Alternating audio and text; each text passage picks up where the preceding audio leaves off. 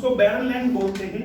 और बेटा barren land का मतलब क्या होता है? बैरन लैंड का मतलब होता है जिसके ऊपर कुछ उगाया नहीं जा सकता। जैसे तुम भी पॉइंट यूज कर सकते हो, should industrialisation be in the villages or not, मतलब इंडस्ट्रियलाइजेशन गांव में होना चाहिए, नहीं होना चाहिए। लोग कहते हैं कि बैरन लैंड इतनी पड़ी हुई है, बंजर जमीन इतनी है कि उसके ऊपर इंडस्ट्रियलाइजेशन होना चाहिए। जो चीज उपजाऊ नहीं होती उसको तुम क्या बोलोगे?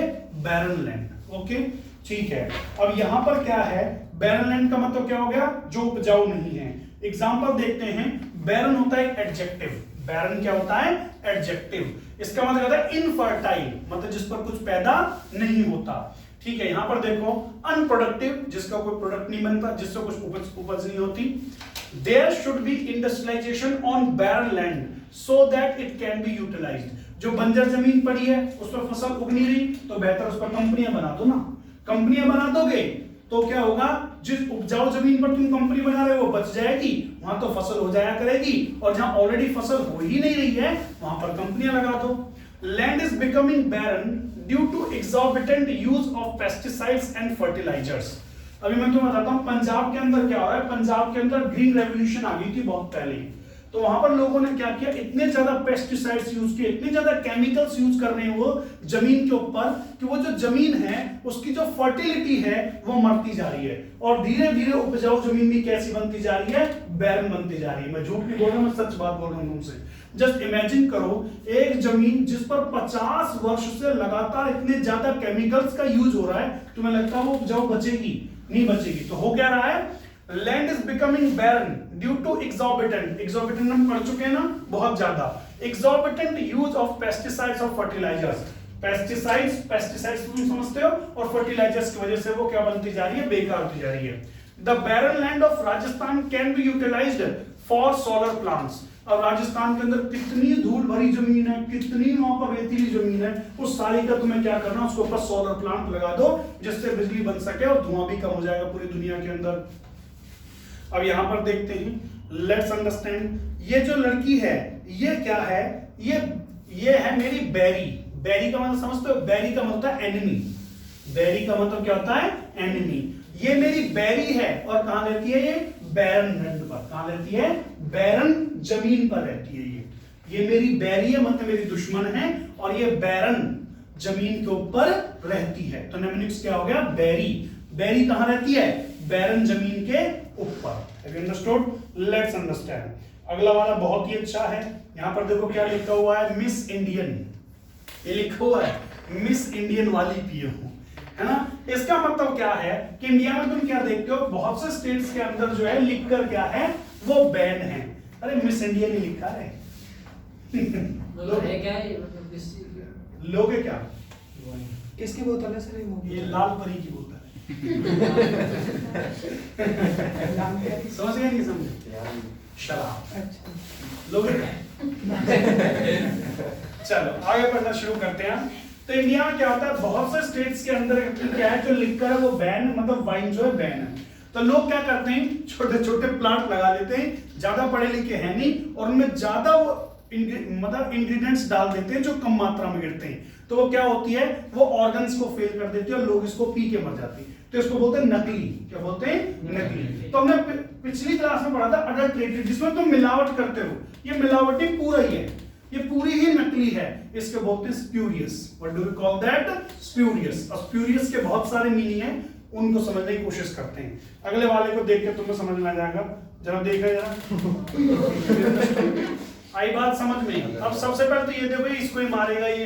अब ये क्या कह रहा है? ये रियल और स्प्यूरियस। अरे भाई ये वास्तविक है या फिर बनाया गया है? स्प्यूरियस मींस नकली। अच्छा, स्प्यूरियस का यूज एक जगह पर और होता है, जैसे कि तुम किसी बात को समझते नहीं हो और बिना समझे हुए तुम क्या कर देते हो?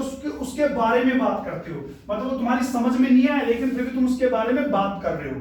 ठीक है, तो उस सिचुएशन में भी तुम स्प्यूरियस का यूज कर सकते हो। जैसे मैं बताता हूं, यहां पर देखो ये है central vista project of India.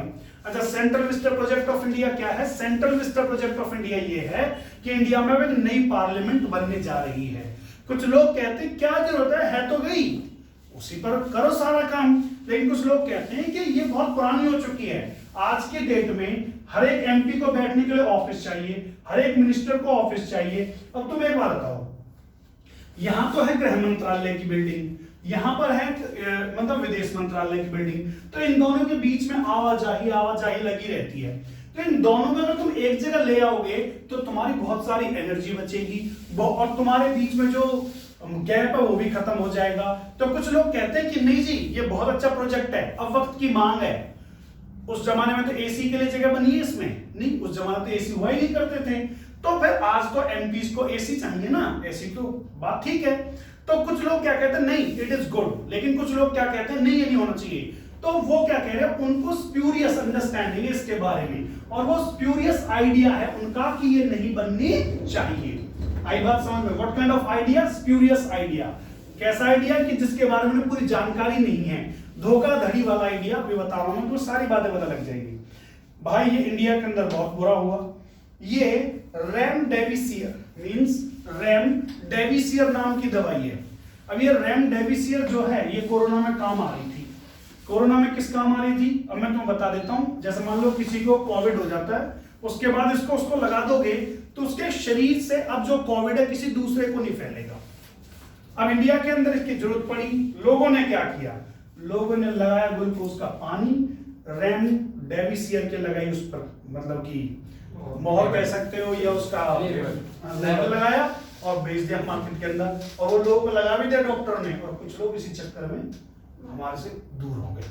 ठीक है, तो ये किस तरह की मेडिसिन है? स्प्यूरियस मेडिसिन है। किस तरह की मेडिसिन हुई? स्प्यूरियस। तो स्प्यूरियस का मतलब क्या हो गया? स्प्यूरियस का मतलब तुम समझ जाओगे। अब यहां पर इसका नेमोनिक्स भी है। Let's understand what is the meaning of the spurious. ये पीछे रह गया, सॉरी बेटा ना। यहां पर देखो लिखा है spurious. What is the meaning of the spurious? False all the seeming to be genuine.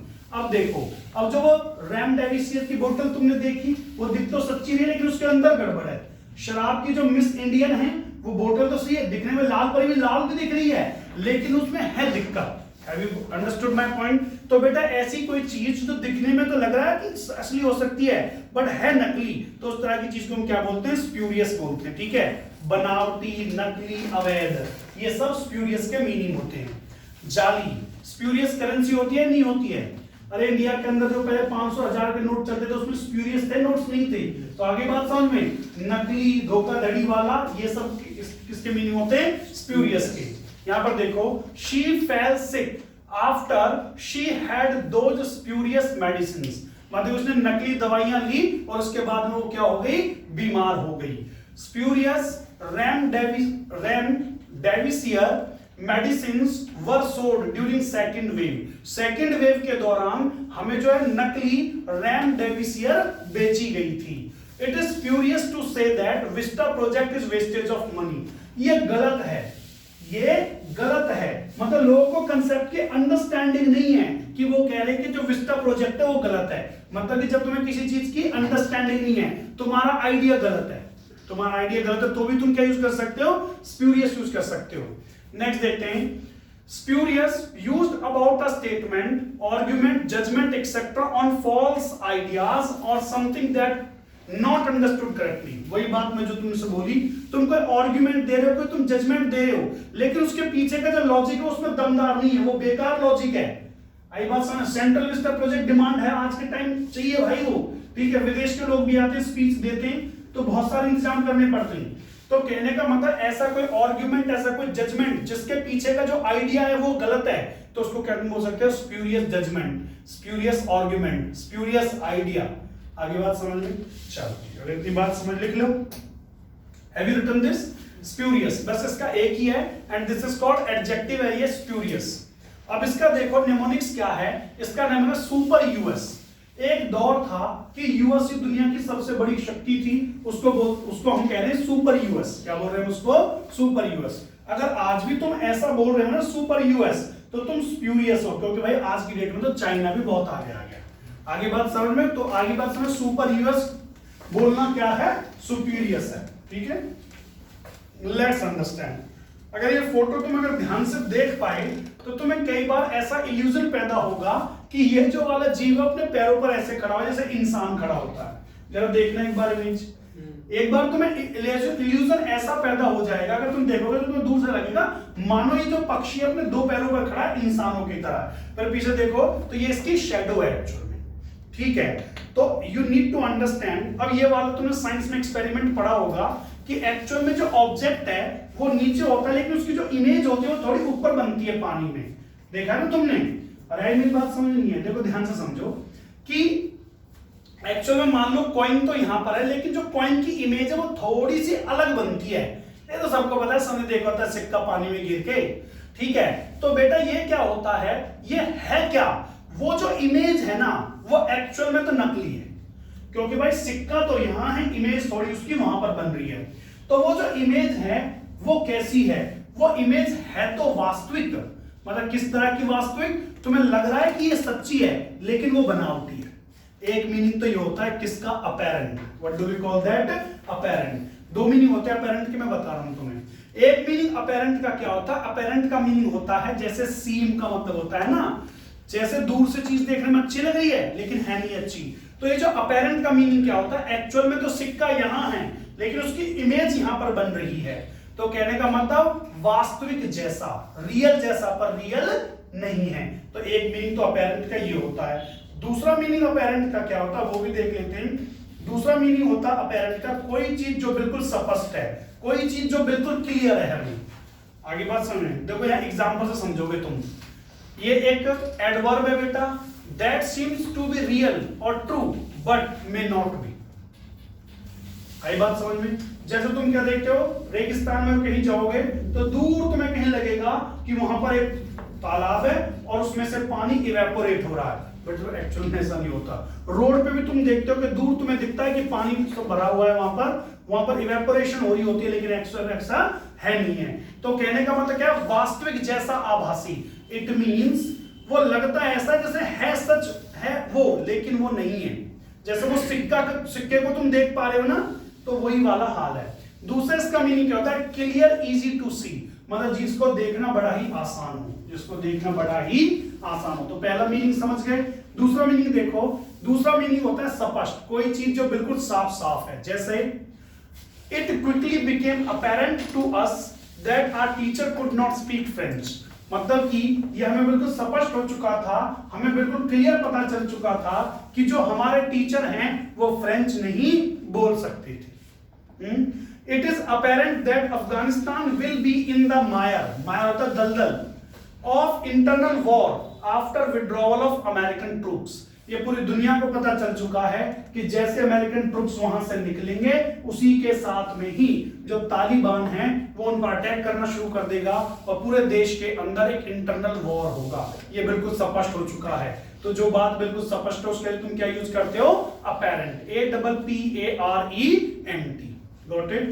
चलो उसके अलावा देख लेते हैं अपैरेंट के।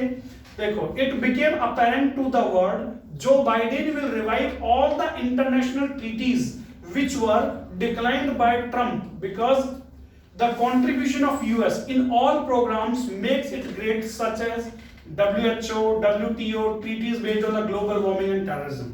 अब देखो एक्चुअल में था क्या भाई, जब डोनाल्ड ट्रंप आए तो उन्होंने सारी ट्रीटीज से हाथ धो लिया, हमारे बस का नहीं, हम क्यों पैसा दे तुम्हें। लेकिन पूरी दुनिया को पता चल गई कि जब जो बाइडेन वहां के प्रेसिडेंट बन जाएंगे तो वो जो सारी ट्रीटीज से निकला है ना, कौन, अमेरिका, उन सारी ट्रीटीज में वापस आ जाएगा। क्यों? अरे तुम्हारी रिस्पॉन्सिबिलिटी ही तो तुम्हें इंपॉर्टेंट बनाती है।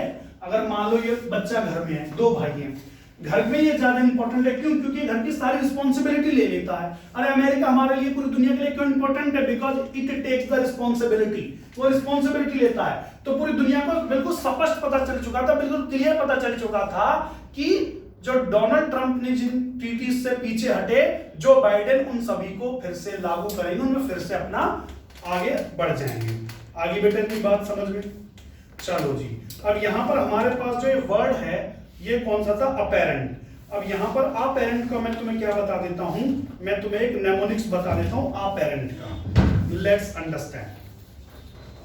ये थोड़ा इमेजेस है जो मैं भूल गया वहां पर, ये यहां नीचे देखो अपैरेंट लिखा और अपैरेंट लिखा हुआ है। जो पेरेंट्स होते हैं वो अपैरेंट होते हैं, बिल्कुल स्पष्ट होते हैं तुम्हारी बातों को लेकर के। तुम कैसे याद कर सकते हो इसको?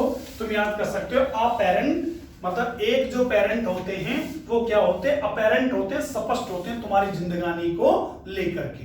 आगे बात समझ में? अपैरेंट, अपैरेंट क्या आपने नोट डाउन कर लिया? अपैरेंट ऐसे डाउन यहां से कर सकते हैं apparent, APPARENT, apparent. Apparent means बिल्कुल स्पष्ट, बिल्कुल क्लियर। चलो जी, उसके बाद में है बेटा वेरी इंटरेस्टिंग वर्ड, तूने कंफ्यूजन तो सुना ही होगा। अच्छा, कंफ्यूजन सुना होगा, कंफ्यूजन के अलावा भी है संदिग्ध, सस्पिशियस भी आपने कभी सुना होगा। ठीक है जी, तब उसके अंदर क्या है, इसको हम बोलते हैं बेटा, लेट्स ट्राई टू अंडरस्टैंड। अब ये देखो पहली मेरे जैसी है ये, ठीक है, इसके मन में क्या सवाल चल रहा है, इसके मन में सवाल चल रहा है कि भाई ये वाला खाना खाऊं या ये वाला खाना खाऊं। अब ये है असमंजस में, ये क्या है, असमंजस, इट मींस ये डाउट के अंदर है। तो जब आप डाउट के अंदर होते हो, जब आपके मन में क्वेश्चन चल रहा होता है ये करूं या ये करूं, अच्छा ये हो जाएगा, वो नहीं हो पाएगा। जब आप क्वेश्चंस में होते हो तो आप उसके लिए वर्ड यूज करते हैं dubious. What is the word for that, dubious, DUBIOUS, dubious. उसके लिए बेटा वर्ड यूज होता है ड्यूबियस। ड्यूबियस का मतलब क्या होता है, ड्यूबियस के दो मीनिंग होते हैं, एक तो असमंजस, कंफ्यूजन पढ़ लिया, दूसरा होता है सस्पेक्ट। सस्पेक्ट मतलब किसी बात को लेकर के संदिग्ध। जैसे कि इंडिया के अंदर मान लो कोई डीलिंग हुई और वो जो डीलिंग है वो डीलिंग अनफेयर है, वो डीलिंग अनफेयर, उसमें कुछ गड़बड़ियां हैं, तो हम उसको बोलेंगे dubious dealing. What do we call that, dubious dealing. Have you understood? तो ड्यूबियस क्या है, ड्यूबियस इज एन एडजेक्टिव। चलो जी, ड्यूबियस इज एन एडजेक्टिव। अब एक लड़की डूब रही है, अब मैं पूछ रहा हूं और कोई पूछ रहा है मुझसे डूबी नहीं डूबी, मैंने कहा डूबियस है, पता नहीं चल पा रहा डूबेगी नहीं डूबेगी, पूरा मुंह खोल रखा है इसने, है ना, तो मुझे नहीं पता ये डूब पाएगी नहीं डूब पाएगी, पर मुझे लगता नहीं, मुझे है असमंजस में हूं मैं किस में हूं, असमंजस में हूं। कहने का मतलब मुझे नहीं मालूम ये डूबेगी या नहीं डूबेगी। Got the point? तो ये हो गया हमारा ड्यूबियस। ड्यूबियस का मतलब तुम समझ गए ना, what is the meaning of the dubious? The meaning of dubious is संदिग्ध, डाउटफुल। तो संदिग्ध पता क्या होता है, संदिग्ध थोड़ा नेगेटिव सेंस का होता है, मतलब किसी पर मुझे शक है। और दूसरा क्या होता है, कंफ्यूजन। देखो, डाउटफुल, नॉट श्योर और सर्टेन, जब तुम किसी चीज के बारे में सर्टेन नहीं हो। WhatsApp is testing a new feature that tags dubious links in an attempt to curb fake news। Fake news तुम समझते हो, झूठी खबरें, फेक न्यूज होते झूठी। तो कहने का मतलब है जो WhatsApp है वो क्या कर रहा है, एक न्यू फीचर को एक्सपेरिमेंट कर रहा है, जो फेक न्यूज होगी उनको टैग कर देगा, उन पर या तो कोई निशान लगा देगा या उन पर क्रॉस लगा देगा। तो उससे क्या पता चलेगा, उससे पता चलेगा ये जो न्यूज है वो कैसी है, वो फेक है। तो ड्यूबियस, देखो WhatsApp is testing a new feature that tags dubious links. कौन से लिंक्स, जो संदिग्ध है, मतलब जिनसे हमें लगता है कि यहां कुछ गलत हो सकता है, कुछ कम्युनिटीज के खिलाफ गलत बोल सकते हैं, तो आगे बात है ड्यूबियस में जिन पर शक होगा। Got the point? चलो उसके बाद में देखते हैं और भी इसके एग्जांपल्स हमारे पास, प्लीज। अच्छा उतना ही पढ़ लेते हैं, आगे हमें मिलेगा, मैं तुम्हें समझा दूंगा, ठीक है। अब यहां पर देखो एरोडाइट। What is the meaning of the एरोडाइट? The meaning of एरोडाइट is बुद्धिमान, विद्वान। स्वामी विवेकानंद जी के बारे में आपने सुना होगा, वो वाकई में एरोडाइट पर्सन थे। कैसे? एरोडाइट, ये द वर्ड इज एरोडाइट। ये जो एरोडाइट है इसका मतलब होता है कोई व्यक्ति जिसको किसी सब्जेक्ट की, किसी चीज की काफी नॉलेज होती है, आप उसके लिए इस वर्ड का यूज करते हो। जैसे कि किसी को इकोनॉमिक्स की बड़ी नॉलेज है तो आप क्या कहोगे, he is an एरोडाइट economist. He is an एरोडाइट economist. वो कैसा इकोनॉमिस्ट है, वो बड़ा ही एरोडाइट है, बड़ा ही बुद्धिमान इकोनॉमिस्ट है। यहां पर देखो जो पीएचडी करते हैं लोग किसी भी सब्जेक्ट के अंदर, तो वो सब्जेक्ट के एरोडाइट बन जाते हैं। What do we call them, erudite of that particular subject. Swami Vivekananda ji के बारे में आपने जाना ही होगा, उन्हें क्या थी, धर्म के एरोडाइट थे, उन्हें बहुत ज्यादा नॉलेज थी किसके बारे में, धर्म के बारे में।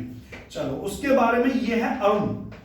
अब ये जो अरुण है ना, इसका खाना देखो, एक तो मोटी थी मेरी बहन थी वो तुम, और यहां पर ये देखो तुम, ये देखो तो एक देखो ये जूस ले रहा है, इसने स्ट्रॉबेरीज और ग्रीन एप्पल, गरीबों को तो मिलता भी नहीं, ठीक है, ये सारी चीजें खा रहा है, ये डाइट बहुत अच्छी ले रहा है, डाइट अच्छी ले रहा है, तो क्या होगा, एरोडाइट। अरुण की डाइट उसे क्या बनाती है, अरुण की डाइट उसे एरोडाइट बनाती है। अरुण की डाइट उसे क्या बनाती है, एरोडाइट, ERUDITE, अरुण की डाइट बनाती है उसे एरोडाइट।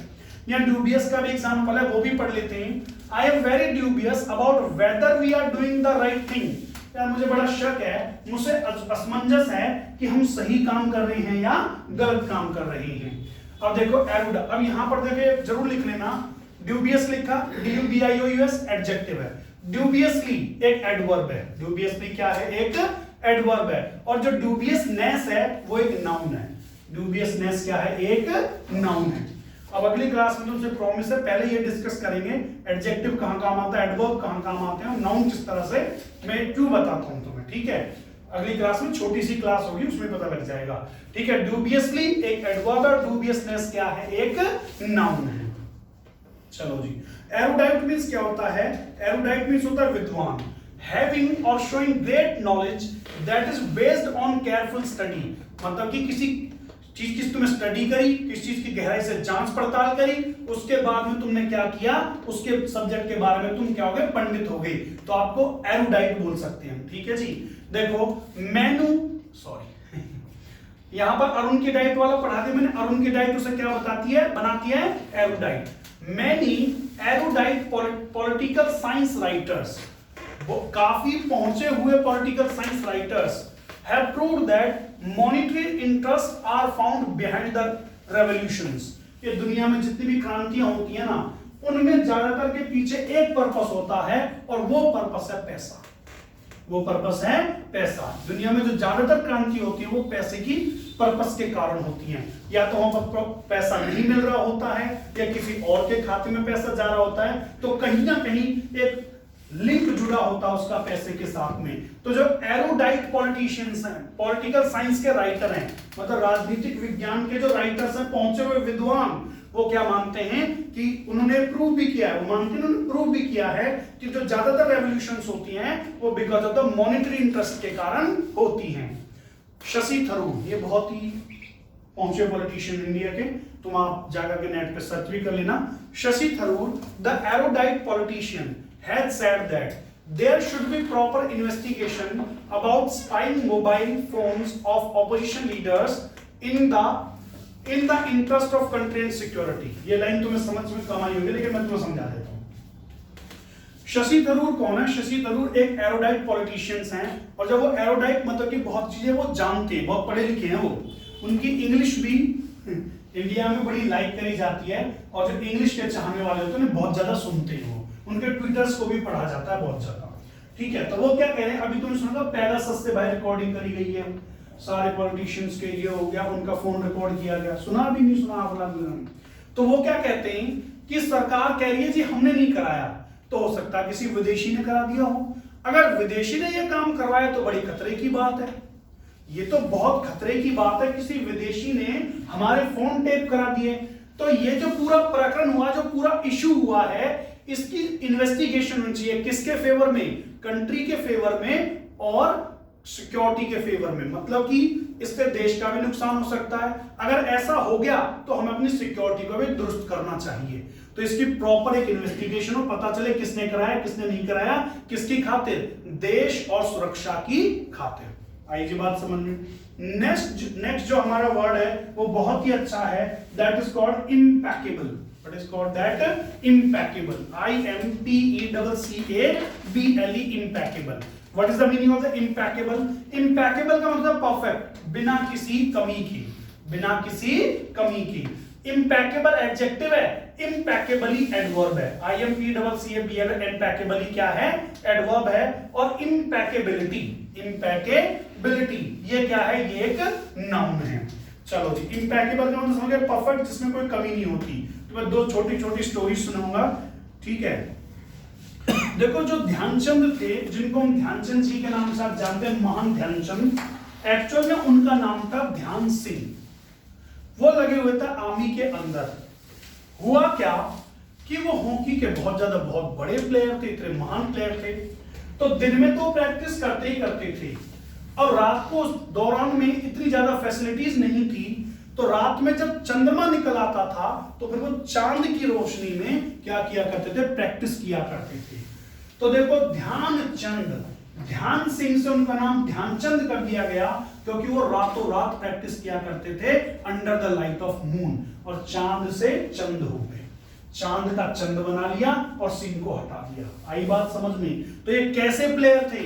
ये इम्पैकेबल, मतलब कि जब ये खेलते थे तो खेलने में कोई गलती नहीं होती थी। ये कहते हैं एक बार स्टिक से अगर गेंद उनकी लग गई, मतलब स्टिक के पास आ गई गेंद, तो फिर किसी में दम नहीं होता था, उसको उनके वहां से हटा ले। तो ये प्रैक्टिस कैसे करते थे, जो ट्रेन की पटरी होती है उस पर बॉल रख देते थे और उसको भगाते थे, बॉल उस पटरी से उस बॉल को उतरने नहीं देते थे। तो अब ये एक इम्पैकेबल प्लेयर बने। कैसे बने इम्पैकेबल प्लेयर? प्रैक्टिस से बने। Perfect player of hockey, hockey का इनसे बेहतर प्लेयर अभी तक हुआ नहीं है मेरे हिसाब से इतिहास के अंदर। नेक्स्ट देखते हैं, ऐसे ही है भाई ये हमारे क्रिस्टियानो रोनाल्डो, ये भी बहुत ही बड़े और महान प्लेयर है फुटबॉल के। अगर आप इनके प्रैक्टिस सेशन देखते हैं किसके ऊपर, यूट्यूब के ऊपर, तो आप पाएंगे कि बहुत ही ज्यादा प्रैक्टिस करते हैं और इनकी जो प्रैक्टिस है इनको क्या बना देती है, परफेक्ट प्लेयर बना देती है। And what is the meaning of perfect? Meaning of perfect is impeccable. What is the meaning of that?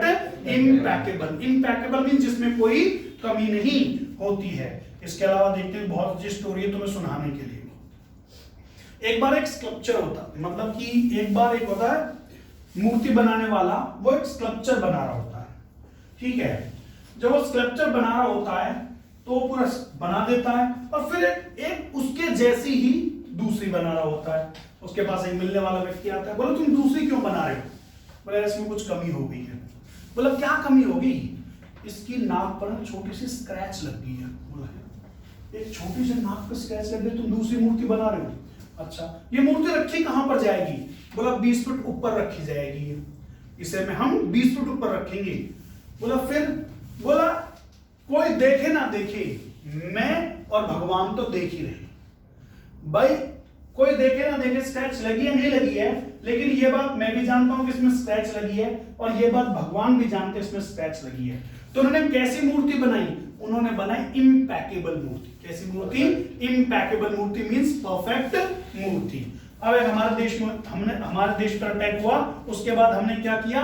हमने कर दी सर्जिकल स्ट्राइक। सर्जिकल स्ट्राइक का कोई भी कर दे, but that was impeccable surgical strike. Why it was impeccable? Because एक भी सोल्जर को हमारे को खोज तक नहीं आई। हम गए, हमने 100 आतंकवादियों को, कितने आतंकवादियों को मारा और उसके बाद में सारे के सारे हमारे जो सोल्जर्स हैं बिल्कुल सेफ एंड साउंड हमारी धरती पर आ गए। तो आई ना कैसी सर्जिकल स्ट्राइक थी? इम्पैकेबल, परफेक्ट सर्जिकल स्ट्राइक थी। उसके बाद लेट्स अंडरस्टैंड। अब देखो इनके पैक, इनके भाई के पैक हैं 6 पैक्स, है ना? ये इम्पैकेबल है या नहीं है? क्या कमी है इनके अंदर? कोई कमी नहीं है, बिल्कुल परफेक्ट पैक्स हैं। सो इनको हम क्या बोलेंगे? इम्पैकेबल। तो इनके पैक कैसे हैं? इम्पैकेबल। इनके पैक कैसे हैं? इम्पैकेबल। भाई हंसी से समझा, वो वाले पैक भी सोच रहे हो ठीक है। तो इनके पैक कैसे हैं? इम्पैकेबल। Let's understand. उसके बाद की बात करते हैं। यहां देखो कुछ एग्जांपल लिखे हुए हैं। The impeccable execution of surgical strike left no casualties of our troops during operation। एक भी किसी को खरोच तक नहीं आई। लिख लिया बेटा इम्पैकेबल? लिख लो IMPECCABLE, इम्पैकेबल। वहीं पर लिख लेना था वैसे तो। इम्पैकेबल, इम्पैकेबली, यहां से नोट डाउन कर लेंगे। Impeccable, impeccably. देखो IMPECCABLY, इम्पैकेबली और इम्पैकेबिलिटी। लिखो जरा फटाफट। IMPECCABILI, impeccable, impeccably, impeccability. ये स्पेलिंग सही करनी पड़ेगी। IMPECCABILITY, इम्पैकेबिलिटी। आगे जी बात समझ में। देखो इम्पैकेबिलिटी नाउन है, इम्पैकेबली एडवर्ब है और इम्पैकेबल एक एडजेक्टिव है। तो जो हमारी सर्जिकल स्ट्राइक बिल्कुल इम्पैकेबल थी। उसके बाद I want to speak English impeccably. एक गलती ना हो यार, मजा है एकदम ऐसी इंग्लिश कि जिसमें गलतियां ना हो और बहुत ही सुंदर और परफेक्ट इंग्लिश में बोलना चाहता हूं। I want to speak impeccable. I want to speak English impeccable. The tallest statue of the world named Statue of Unity has made impeccably. Statue of Unity बिल्कुल परफेक्ट बना है, बहुत अच्छा, कोई कमी नहीं उसके अंदर। Next, the impeccability of Dhyanchand during match was appreciated by all. Hitler मिल लिया था उनसे। हिटलर ने पूछा क्या ऐसा इतना गजब कैसे खेलते हो तुम, इतना जबरदस्त कैसे खेलते हो तुम? ठीक है, उनकी भी एक कहानी की बाद में बात करेंगे। ठीक है, नेक्स्ट देखते हैं। The impeccability of Dhyanchand has made him immortal. जो इनकी परफेक्टनेस है ना, आज तक उन्हें, इसीलिए तो पूछ रहे हैं। खिलाड़ी तो उनके साथ 11 थे, अगर तुम देखो तो 11 की टीम थी, उसमें एक थे ना, तो 10 प्लेयर का तुम जिक्र नहीं करते। तुम्हारी जो परफेक्शन होती है ना, वो तुम्हें अमर बना देती है। सचिन तेंदुलकर, विराट कोहली, अभी हमने बात की रोनाल्डो की, है ना। Let's understand impeccable. मैं इनके पैक कैसे हैं? इनके पैक इम्पैकेबल हैं। अच्छा, ये इम्पैकेबल नहीं, ये गलती कर। लेट्स अंडरस्टैंड, अभी इसको करेक्ट कर लेते हैं बेटा।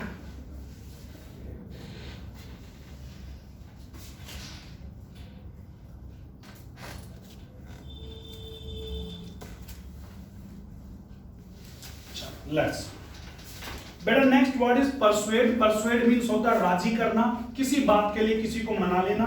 ये मेरे साथ ही लिखते जाएंगे, परसुएड, परसुएडेड, परसुएडेड। किसी को किसी बात के लिए मना लेना, जैसे मम्मी पापा को आप किसी बात के लिए मना लेते हो, ठीक है। जैसे कि तुमने बेटा खाना खा ले, नहीं मैं नहीं खाऊंगी, बेटा ये कर ले, नहीं मैं ये करने वाली हूँ। तो कई बार तुम गुस्से से, कई बार प्रेम से लोगों को क्या करते हो? परसुएड करते हो। परसुएड एक वर्ब है, परसुएड, परसुएडेड, परसुएडेड मतलब किसी को किसी बात के लिए राजी कर लेना, that is called persuade. Persuade